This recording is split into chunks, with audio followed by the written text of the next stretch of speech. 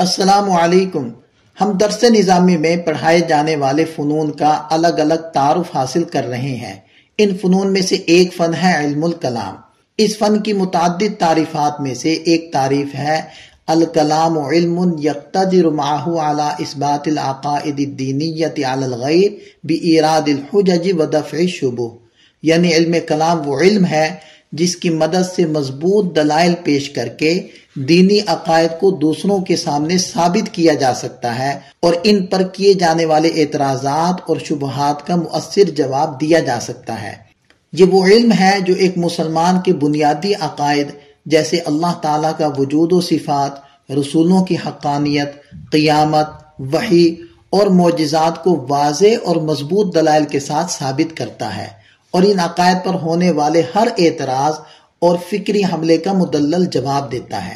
یہ ایمان کی ایسی علمی حفاظت ہے جو انسان کو غلط نظریات، گمراہ فلسفوں اور ذہنی الجھنوں سے بچاتی ہے اور اسے سمجھاتی ہے کہ اسلام کے عقائد کیوں سچے اور مضبوط ہیں۔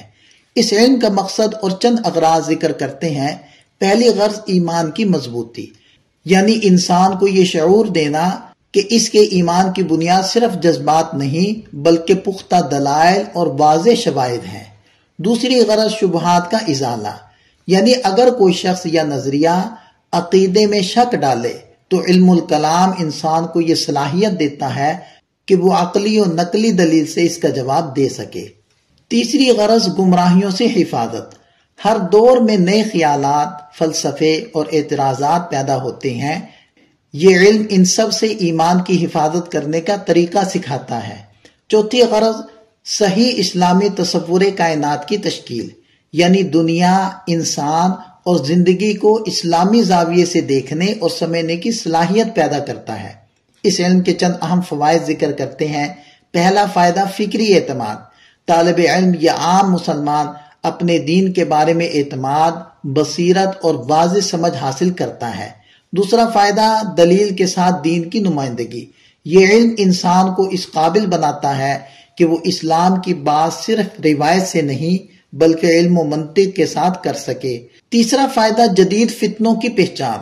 لادینیت، مادیت، الحاد اور جدید فکری حملوں کو پہچاننے اور سمجھنے کی صلاحیت پیدا ہوتی ہے۔ چوتھا فائدہ دیگر علوم کی بنیاد۔